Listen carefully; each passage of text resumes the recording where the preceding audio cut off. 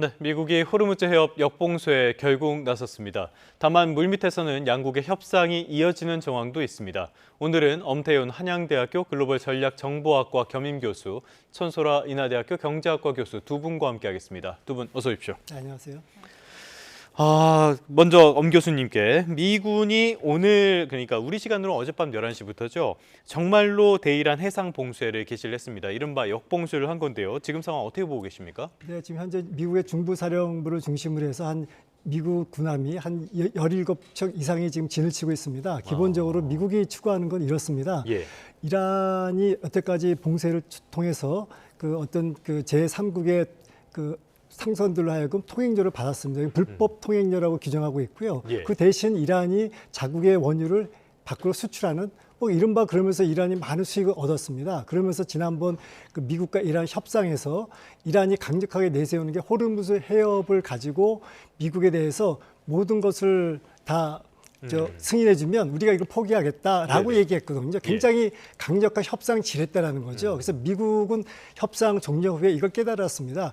가장 이 전쟁에서 지금 현재 핵심적인 것은 호르무즈 봉쇄 그것을 해제시켜야 된다. 그러기 위해서는 또 다른 압박, 그러니까 미국이 차제에 그 이란이 봉쇄하고 있던 걸 또 밖에서 겹겹이 해서 봉쇄를 하는 것이 가장 그 빠르게, 그렇죠. 시간이 좀 걸리겠지만 효과적인 상황일 거라고 생각하고 이렇게 봉쇄를 강력하게 지금 제재하고 있는 상황입니다. 그러니까 교수님 말씀은 봉쇄 해제를 위한 역봉쇄다. 맞습니다. 이렇게 말씀을 하시는 거잖아요. 약간 아이러니한 상황인 것 같은데 오히려 이게 휴전을 더 위태롭게 하거나 계산대로 안 되고 봉쇄에 대한 문제점, 부작용만 더 불거질 가능성도 있는 거 아닙니까? 그럴 가능성도 충분합니다. 왜냐하면 지금 현재 대치 국면이고요. 강대강의 국면입니다. 트럼프 대통령이 이렇게 얘기하고 있습니다. 그 미국의 카리브해에서 마약 소탕을 할 때 마약선으로 보이는 건 무조건 폭격을 했습니다. 그래서 여기에서도 만약에 그 미국 군함에 그 접근하는 건 무조건 폭격하겠다라는 얘기를 했고요.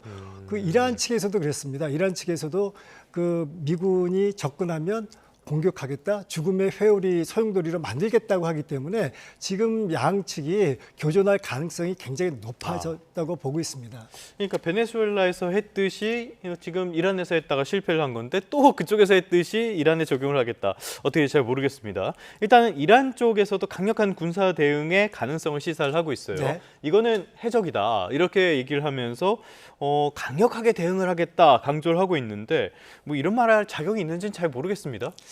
지금 어떻게 보면 호르무즈 해협이 이란 게 아닙니다. 그렇죠. 이건 누구나 통행할 수 있는, 자유롭게 항해할 수 있는 상황이기 때문에 이란이 주장하는 것은 법적 근거가 전혀 없다고 봅니다. 다만 이란이 얘기하는 것은 이번 전쟁을 통해서 호르무즈 해협을 강력하게 장악하는 것이 가장 효과적이고 또 미국을 옥죄이는 협상의 지렛대로 생각하고 있기 때문에 이것을 결코 포기할 수 없다는 거죠. 그래서 저는 이렇게 생각합니다. 만약에 이란이 이 호르무즈 해협에서 미국하고 좀 교전이 생길 경우에는 제3국의 상선이나 아니면 유조선 등에서 공격을 가할 가능성이 있다고 봅니다. 이른바 매드맨 오퍼레이션이죠. 우리가 이미 한번 겪었잖아요. 이란이 그 바레인이나 뭐 쿠웨이트, 뭐 사우디아라비아 같은 인근 국가들한테 무차별하게 드론이나 미사일로 공격한 적이 있기 때문에 그럴 가능성도 있다고 봅니다.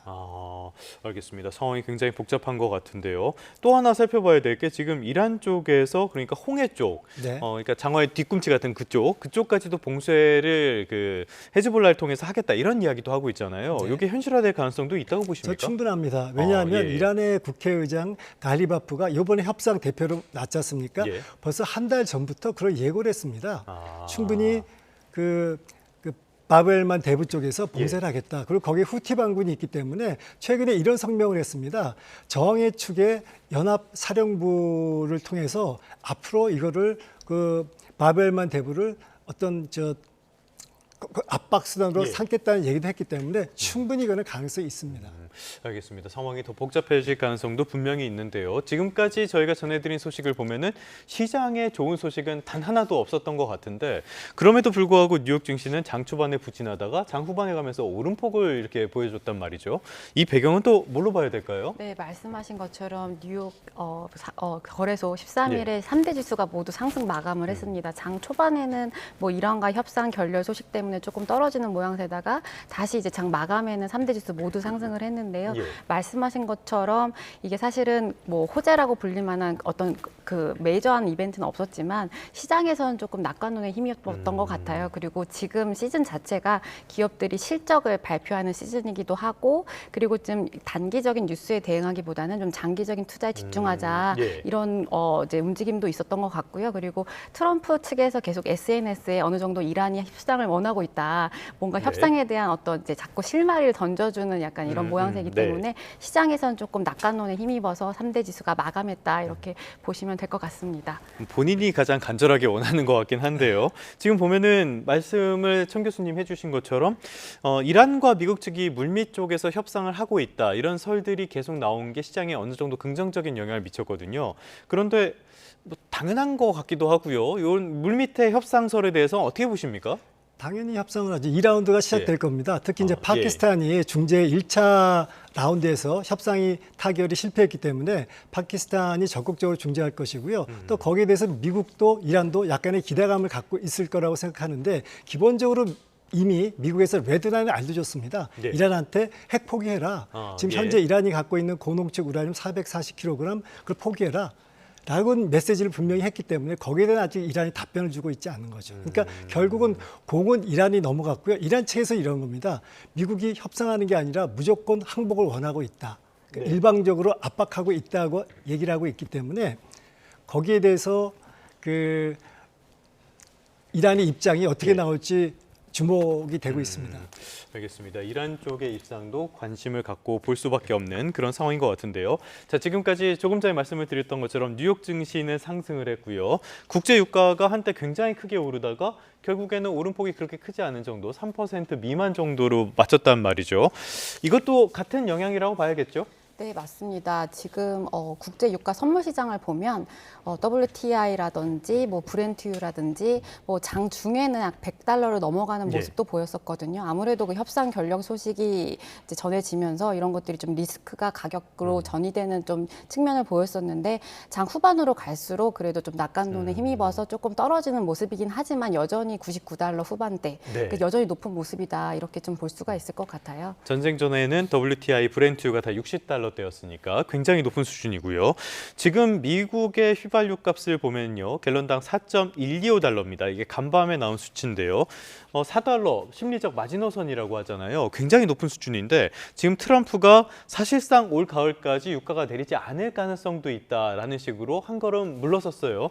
현실을 드디어 받아들이는 건가 싶기도 한데요. 이렇게 되면 이거 미국 내 상황은 녹록지 않을 것 같아요. 네, 맞습니다. 트럼프가 이제 어느 정도 그 전에 뭐 파월이라든지 이런 연준에서도 발언이 좀 일시적일 거다 이렇게 예. 얘기를 한 적이 있거든요. 근데 이제 트럼프가 이제 좀 유가가 가을까지 장기화될 수 있다라고 이제 어느 정도 인정을 한 셈인데 이렇게 되면은 사실은 11월에 이제 중간 선거도 있고 트럼프 내 이제 지지율도 사실은 지금 뭐 2기 들어서는 굉장히 지지율이 최저치를 예. 기록하고 있거든요. 그러니까 우선 정치적인 리스크도 여전히 떠안는 셈이고 그리고 이제 미국의 이제 입장에서 그 자국민들이 4달러를 우리가 심리적 마지노선이라고 하는데 이 마지노선의 의미는 사실 그 심리적으로 사람들이 휘발유 가격을 봤을 때 내가 소비를 좀 줄여야겠다 혹은 물가 때문에 조금 행동을 바꾸거나 정치적 성향을 좀 뒤바꿀 수 있는 그런 가격이라고 조금 알려져가 있습니다. 소비를 줄일 수도 있는 가격이다. 네, 맞습니다. 예. 그래서 지금 뭐 물론 이제 휘발유 가격도 4달러 넘어가긴 하는데 경유 같은 경우에 지금 이미 5달러 넘어섰거든요.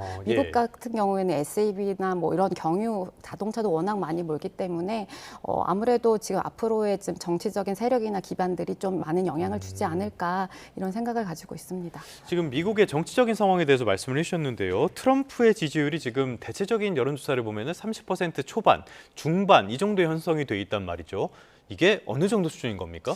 굉장히 낮은 수준이죠. 그리고 예. 트럼프 대통령 집권 후에 최저 수준을 가고 있고요. 특히 그 최근에 이제 그 어떤 보수 성향 쪽에서 그 여론 쪽에 조사한 바에 의하면 전반적으로 트럼프 대통령의 직무 수행 능력에 비하면 한 35% 수준. 그리고 예. 경제 상황에서 31%. 예. 상당히 지지도가 낮다라고 보고 있고요. 만약에 트럼프 대통령이 지금 이란 전쟁을 더 오래 끓는다면 끌수록 지지율은 좀 떨어지지 않을까라고 예. 전망하고 있습니다. 알겠습니다. 그러다 보니까 이제 중간 선거까지 한 7개월 정도가 남았기 때문에 많은 논의들이 오가고 있는 것 같은데요. 이 상황에서 트럼프 대통령이 또 이상한 SNS를 올려서 이게 논란이 되고 있습니다. 첫 번째로는 트럼프가 교황을 아주 원색적으로 비난한 거, 이 점을 들 수가 있겠고요. 두 번째로는 본인을 예수처럼 그린 그림, 지금 화면에 나가고 있는데요. 저는 저 그림 보고 깜짝 놀랐습니다. 저런 그림을 올려서 또 논란이 되고 있습니다. 이게 정치적인 함의가 있다고 보기에는 불필요한 논란을 일으키고 있는 것 같은데 무슨 의도가 있는 겁니까? 아니면은 외신들의 평가처럼 정신과 정서 상태가 이제 통제 불능이라는 점을 스스로 입증하고 있는 겁니까? 제 생각에 이게 정치적 메시지라고 봅니다. 지금 아, 현재 예. 트럼프 대통령하고 교황하고 관계는 갈등 국면이거든요. 예. 왜냐하면 교황이 트럼프 대통령의 정책에 대해서 정면을 비판하고 있기 때문에 그렇습니다. 지난번에 베네수엘라를 적극적으로 마두라 대통령을 잡아다가 네. 미국 법정에 세운 걸 갖다 그걸 보고도 그 교황이 끔찍하다라는 표현했고요. 이번에 이란 전쟁에 대해서 트럼프 대통령이 거기에 대해서 문명 소멸이다 뭐 그런 말을 쓴 거에 대해서 하나님은 전쟁을 어떤 전쟁도 좋아하지 않는다는 표현을 했습니다. 이거 애들로 말한 건데 궁극적으로 트럼프 대통령의 정책을 반대하는 입장이거든요. 그러니까 트럼프 대통령 입장에서는 사사건건 자기 정책의 발목을 잡고 있는 교황이 불편하다는 거죠. 그래서 교황의 얘기보다도 자신의 정책의 정당성을 주장하기 위해서 이렇게 일반적으로 예수님이 교황보다 더 위에 있기 때문에 자기가 그렇죠. 더 위에 예. 있다. 예. 그러니까 자기 정책이 옳다, 자기 말이 옳다란 정당성을 예. 주장하는 표현입니다. 근데 상당히 이건 바람직하지는 않죠. 나는 예수 수준이다. 이렇게 네. 이야기를 했다. 그러다 보니까 미국 내에서도 정신적인 문제를 거론하는 기사가 정말 많아지고 있어요. 네. 이런 상황인데 그런데 전 세계 가톨릭 신자가 14억 명이 있고요. 이거 예수처럼 꾸민 그 AI 사진은 미국 내 보수 개신교계에서도 굉장히 비판이 컸기 때문에 12시간 만에 삭제하기도 했거든요. 맞습니다. 이게 역풍 아닙니까, 이거는? 잘못 생각한 거죠. 트럼프 네. 대통령이 평소 자기 주장이 강하기 때문에 아마 자기의 강한 주장을 주변의 참모들이 말리지 못했을 겁니다. 그런데 트럼프 대통령 자신도 개신교입니다. 그래서 아마 개신교 쪽에서도 많은 그 어떤 여기에 대해서 비난 여론이 있었고요. 그런 메시지가 들어갔을 겁니다. 그래서 예. 아마 갑자기 이제 이거를 내렸을 건데 이거는 잘못된 판단이죠. 알겠습니다. 최근 들어서 트럼프 대통령의 여러 가지 판단들이 상식을 많이 벗어나고 있다라는 점들을 외신들이 지속적으로 지적을 하고 있는데요. 이것도 비슷한 맥락이 아닌가 싶고요. 자, 이렇게 전쟁이 길어지면서 경제적인 충격도 계속 커질 수밖에 없는 상황입니다. 유엔 개발 계획에서 밝힌 내용인데요. 이렇게 계속 전쟁이 이어질 경우에는 개발도상국을 중심으로 심각한 역개발 현상이 나타날 것이다라고 이야기를 하고 있어요. 왜 개발도상국 쪽에 이 충격이 집중되는 겁니까? 아무래도 지금 현재 중동 쪽의 위기가 에너지를 중심으로 일어나고 있고 그 중동 지역뿐만 아니라 뭐 아프리카라든지 이런 이제 선진국으로부터 원조를 받는 국가들이 있는데 예. 이게 지금 전쟁 이전부터 좀 선진국에서 원조를 할 수 있는 그 가격 돈을 좀 삭감을 하고 있는 상황이거든요. 예. 이제 이 보고서는 최근에 이제 유엔 개발 계획이라고 해서 IMF나 월드뱅크처럼 지금 이제 정기 시즌으로 지금 여러 가지 회의들을 하고 있는 회의에서 발표한 보고서 내용인데요. 그래서 지금 이러한 중동 전쟁이 장기화되면 이런 개발도상국을 중심으로 에너지 그리고 식량 그리고 경제 둔화까지 삼중고에 위기할 거다 이렇게 얘기를 하고 있고요. 그래서 보고서에서는 지금 시나리오 분석을 좀 해서 6주간 이러한 사태가 장기간 되면 약 3,200만 명이 넘는 그 빈곤층이 생길 거다라고 얘기를 하고 있거든요. 그래서 지금 나오는 얘기가 그 빈곤층이라고 하면 이제 하루 평균의 수입이 약 8.3달러 정도 미만이 되는 계층을 빈곤층으로 보고서에서는 정의하고 있는데 이 규모가 장기간 이어지게 되면 그 중동 지역을 중심으로 그 인접 국가에 대해서 약 뭐 3.5%, 6%까지 GDP에 손실이 있을 거다 이렇게 보고 있고요. 이러한 충격을 만회하기 위해서는 약 60억 조 달러 정도, 억 달러 정도 필요할 거다 얘기하고 있는데 지금 아까 말씀드렸다시피 선진국이 그동안 개발도상국에게 공적 원주를 해야던 ODA라고 하는 자금들을 2024년에서 2025년에 이미 한 4분의 1 정도 삭감한 상태입니다. 트럼프가 다 잘랐잖아요. 네, 그리고 뭐 미국이라든지 영국이라든지 프랑스 이런 지금 선진국들도 그 자체 내 뭐 국가 부채라든지 차입 비용이 워낙 지금 직면해 있는 문제들이 많거든요. 그래서 이런 것들이 사실은 원조가 직접적으로 이루어지면 좋겠지만 이것이 현실화될지는 모르겠다라는 거고 뭐 지금 뭐 보고서에 따르면 뭐 국제기구라든지 뭐 세계은행이라든지 이런 쪽에서 조금 현금 지원이라든지 이런 것들을 해야 예. 되지 않겠나 이런 얘기들을 하고 있습니다. 자, 전쟁의 방아쇠는 트럼프 대통령이 당겼는데 그 피해는 오히려 이런 개발도상국들이 보고 있고요. 그런데 우리가 어떻게 보면은 남 걱정할 때인가라는 생각이 들 정도로 우리에게도 타격이 굉장히 큰 상황입니다. 지금 헬륨, 브롬 같은 것들 중동 의존도가 높은데 이거를 안정적으로 계속 수급을 할 수 있겠느냐 이런 것들도 과제로 꼽히거든요. 일단은 이 브롬과 헬륨이라는 게 뭐에 쓰는 겁니까? 우선 헬륨과 브롬은 중동에서 수입한 핵심 원자재 중에 하나인데 예. 이제 헬륨 같은 경우에는 우리가 반도체를 만들 때 예. 냉각 공정이 필요하잖아요. 이제 냉각재로 쓰이는 핵심 원료라고 할 수 있습니다. 풍선에만 넣는 게 아니네요. 네, 예. 네. 브롬도 마찬가지로 이제 반도체 전반적인 공정에 쓰이고 이제 이게 또 여러 가지 이제 의료품이라든지 이제 두 원자재가 쓰이게 되는데 이 두 원자재 모두 헬륨 같은 경우에는 약 이제 64%를 카타르산에 의존을 하고 있고요. 브롬 같은 경우에는 약 97% 정도 이스라엘산에 의존하고 있습니다. 예. 그래서 지금 이것이 공급망 차질이 장기화된다고 하면 이제 우리나라 산업이 지금 제조업 중심의 반도체, 특히 반도체가 계속 지금 좋은 상황인데 예. 사실 이게 전반적인 공정에도 사실은 좀 악영향을 미칠 수 있는 요인이라고 할 수가 있겠고요. 이걸 그렇다면 단기간에 사실 공급망을 다변화할 수 있는가?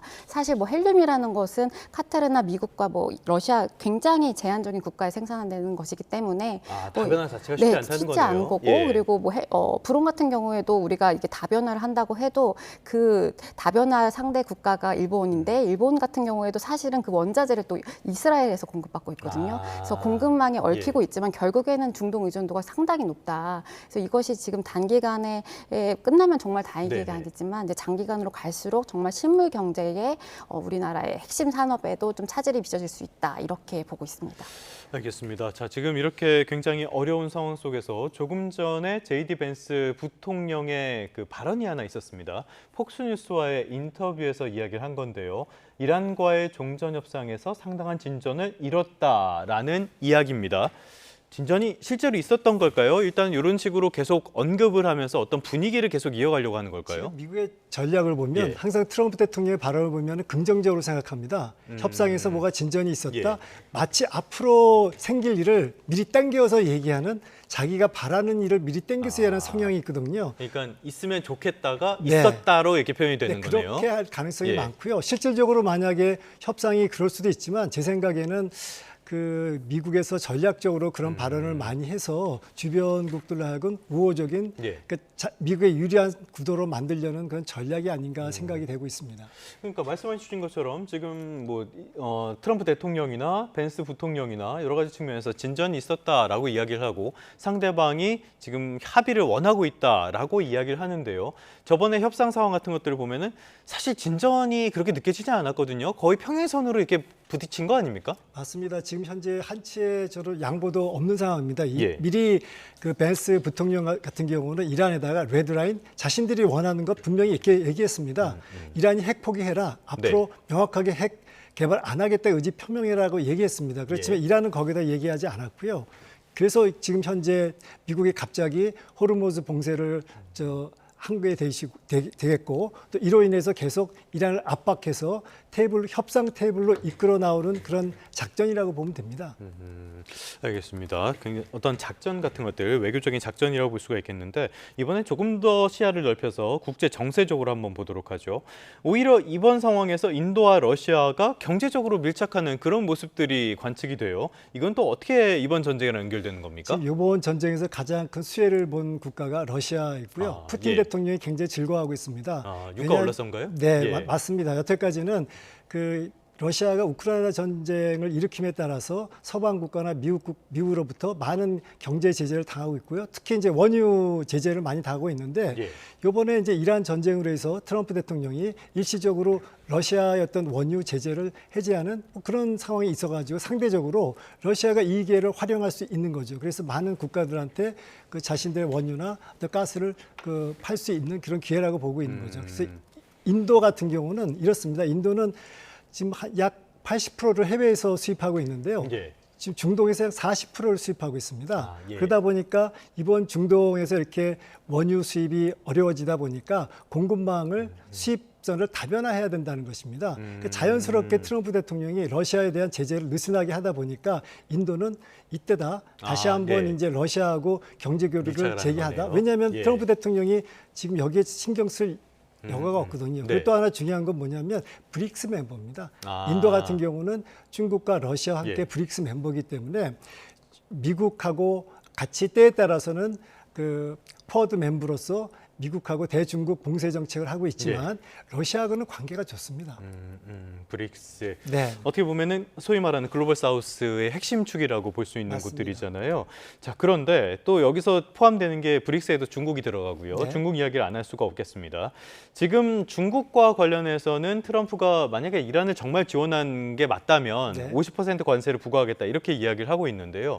이거는 방중을 앞두고 어떤 견제에 나섰다라고 봐야 되는 건가요? 충분히 그럴 가능성이 예. 있습니다. 왜냐하면 이제 5월 14일, 15일 정도 만약에 네네. 계획대로 된다면 이제 북경에서 그 미중 정상 간에 또 정상회담이 열릴 예정인데 거기에는 많은 테이블에 많은 아젠다가 될 것입니다. 이란 문제도 거기 안에 놓여 있을 것이고요. 네. 또 하나 특히 이제 무역 관계도 될 것인데 어떻게 보면 이제 중국이 이란에 대해서 간섭을 많이 하고 또 이란에 대해서 어떤 무기를 공급했다면 이것은 트럼프 대통령한테 굉장히 안 좋은 시그널입니다. 그래서 중국에 대해서 뭐 50% 관세 부과를 하겠다. 네. 그러니까 미리 이제 경고를 하는 거죠. 이란 문제에 끼어들지 말라. 근데 네. 중국 같은 경우는 왜 이란 문제에 끼어들지 않을 수가 없냐 하면 이란의 그 원유 수출의 80%를 다 중국이 거의 사잖아요. 중국에서 갑니다. 예. 싸게 갖고 갑니다. 그러니까 자행지원스럽게 자신이 해외 공급망을 관리를 해야 되고요. 또 이란은 지정학적으로 굉장히 중요합니다. 중국의 1대1로 정책에서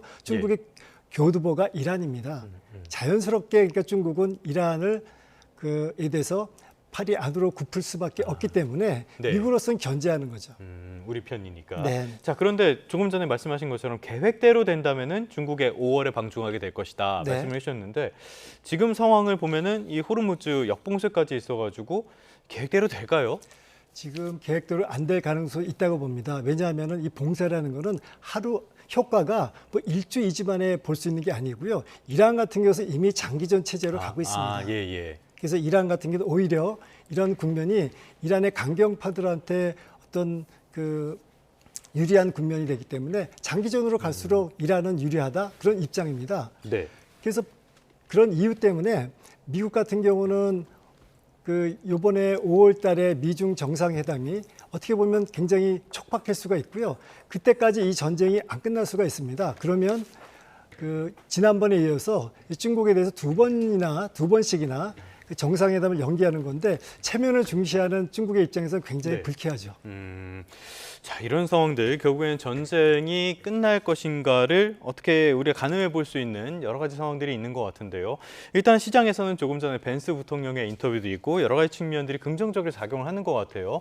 조금 전에 보니까 비트코인 가격이 74,000불대를 다시 회복을 했는데 아무래도 종전에 대한 기대감이 있긴 있나 보죠, 시장에? 네, 시장에서는 아무래도 뭐 뉴욕 증시 3대 지수와 마찬가지로 종전에 대한 기대감 때문에 뭐 리스키한 에셋에 대해서 좀 더 예. 적극적인 투자를 하는 것 같아요. 지금이 조금 투자할 시기다 이렇게 좀 낙관론에 힘입어서 뭐 비트코인이라든지 그 반대로 좀 원유에 대한 투자는 워낙 지금 원화에 대한 불확실성이 크기 때문에 좀 줄어드는 모양새로 예. 좀 이해를 할 수 있을 것 같습니다. 자, 비트코인이 조금 전에 74,000불대를 다시 회복했다는 소식까지 전해드렸고요. 이번엔 국내로 와서 국내 산업들 섹터별로 한번 보도록 하겠습니다.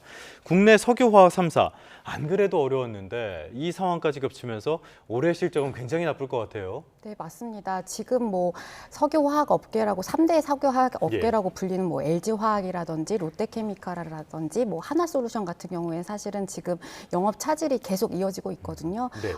가장 그 주요한 원인이라고 볼 수 있는 것이 첫 번째가 바로 중동망 공급망 차질, 뭐 나프타라든지 이런 것들이 지금 수입이 안 되고 있고 이제 석유화학에서 가장 원자재를 의존하는 것이 바로 나프타인데 이게 각 50% 이상 이제 우리가 원자재로 쓰이는 그런 것들이거든요. 예. 그리고 이게 언제까지 될지 모르는 이 불확실성이 또 투자를 또 억누르게 만들고 이런 것 때문에 사실 지금 뭐 롯데케미칼이라든지 LG화학 같은 경우에는 공장 가동률을 이미 많이 줄인 상태예요. 그래서 여수 공장 같은 경우에는 문을 닫은 상태고 지금 가동률 자체도 지금 업계에서는 한 50%에서 60% 정도 끌고 가려고 하는 이제 움직임이 있기 때문에 예. 지금 이 두 뭐 3사 자체가 영업 실적이 굉장히 1분기에 안 좋게 나왔거든요. 그래서 LG화학이라든지 지금 롯데케미칼 같은 경우에는 1분기 실적이 굉장히 뭐 약 2천억 원대로 가까운 수치가 적자를 기록하고 네. 있고 이제 한화 같은 경우에는 그래도 뭐 태양광 산업이라든지 이런 것들이 뒷받침 주고 있어서 그래도 뭐 전분기 대비해서는 적자까지 면했다가 하더라도 이제 전년 동기로 봤을 때는 상당폭의 영업이익에 손실이 있다 이렇게 볼 수가 있을 것 같습니다. 자, 석유화 상황 계속 나빠지는 것 같고요. 또 하나 봐야 될 게 항공사들입니다. 항공사들 직격탄을 맞을 것 같은데요. 티웨이 같은 곳에서는 무급휴직도 시작을 했다고 해요. 네, 맞습니다. 지금 티웨이에서 지금 무급휴직을 실시한 게 2024년 이래로 지금 약 두 번째인데요. 아, 예. 지금 항공업계가 왜 힘드냐고 생각을 해보면 사실은 이 항공사에서 유류비라든지 또 항공기를 빌릴 때 쓰는 리스비료라든지 아니면 정비료 같은 걸 달러로 결제를 하거든요. 아. 그래서 이제 대한항공 사업 보고서에 따르면 뭐 환율이라든지 유가가 상승할 때 약 뭐 500억에서 600억 정도 추가적인 부담이 예. 있을 거다 이렇게 얘기를 하고 있고 지금 이미 저가 항공사 같은 경우에 노선을 추가적으로 조정하고 있고 뭐 대한항공이라든지 아시아나항공도 비상 경영 체제에 돌입하고 있다라고 얘기를 하고 있어서 굉장히 지금 산업 전반에 이런 원자재 공급망 차질, 환율 그리고 유가 이런 것들이 되게 실질 물무 경제적 예. 악화로 이어지고 있다 이렇게 볼 수가 있겠습니다. 참 저희가 연일 드리는 말씀입니다만 이거는 우리가 내부적으로 어떻게 할 수 있는 문제가 아니라서 전쟁이 끝내기만을 기다릴 수밖에 없는데요. 자, 이런 전쟁이 끝나는 걸 기다리는데 또 하나의 변수는 역시 이스라엘이 아닐까 싶어요. 이스라엘 쪽은 전쟁을 끝낼 생각이 전혀 없는 것 같고요. 네타냐후 총리는 홀로코스트 추모 이래 유럽의 정체성마저 상실했다 이런 식으로 비판이라고 해야 될까요? 비난이라고 해야 될까요? 이런 것까지 했습니다. 이런 걸 보면은 녹록하게 물러설 것 같지는 않아요. 네, 네타냐후 총리 같은 경우 전혀 물러설 생각이 예. 없고요. 지금 이 시간에도 저 레바논에 그 있는 이스라엘 그 군인들을 격려하고 있고요. 예. 이 차제 헤즈볼라를 이제 끝장을 내기 위해서 굉장히 총공세를 취하고 있습니다. 그러니까 어떻게 보면은 트럼프 대통령 미국하고 이란이 휴전 기간에도 그 이스라엘은 레바논의 헤즈볼라를 공격하고 있다. 그리고 궁극적으로 네타냐후 총리 이런 얘기를 했습니다. 아직까지 이란의 공세가 다 끝나지 않다. 충분하지 않다. 예. 왜냐하면 그 이유 중에 또 하나는 만약에 전쟁이 휴전이 되면 네타냐후 총리가 법정에 서게 되는 겁니다. 아, 그렇죠. 네, 법정 그것 문제가 때문에 그게 있으니까요. 큰 발목을 잡고 있는 리스크로 작용하고 있기 예. 때문에 네타냐후 가능한 전쟁을 지속하는 것이 정치적 생명을 오래 끌고 갈 수 있는 길이라고 그는 생각하고 있는 것입니다. 오래 했으면 좀 물러설 때도 봐야 될 것 같은데요. 물러설 생각이 전혀 없는 것 같습니다. 지금까지 엄태훈 한양대학교 글로벌 전략정보학과 겸임 교수, 천설아 인하대학교 경제학과 교수 두 분과 함께했습니다. 오늘 말씀 고맙습니다. 감사합니다.